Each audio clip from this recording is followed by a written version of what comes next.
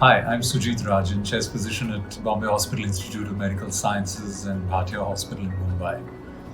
So, we had a wonderful discussion on three outstanding cases by my colleagues Alan Kaplan in Ontario, Canada, and Jaime Sousa from Porto in Portugal.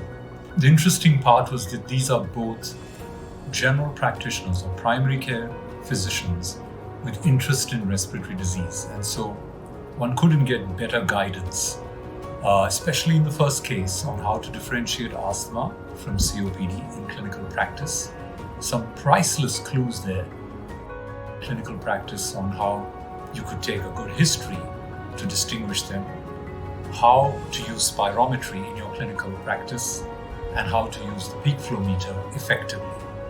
And I think after that case presentation, it shouldn't be a challenge for most primary care physicians to differentiate the two in clinical practice. We moved on to a second case, which had a little more complex differential diagnosis. And we probably summarize by saying that there should be key areas where the primary care physician should understand it's no longer in their field, when they should refer to secondary care, the differential diagnosis of asthma, the common mimics, when you need to probably go for scans and when you need to investigate further and refer. All that wheezes, remember, is not asthma, and that was beautifully summarized in the second case. In the third and final case, we discussed nebulizers.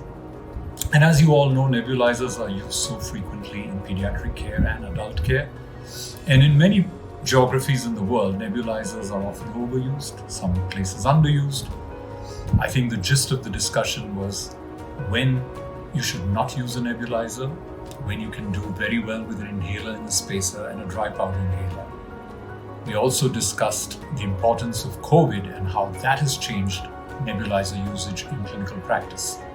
And finally, a little bit about the new GINA guidelines and how they're impacting management in clinical practice. So there was a whole lot of stuff discussed in this episode 6 of Healthcare Superstars, and I hope you enjoyed it as much as I enjoyed being part of it. Thank you.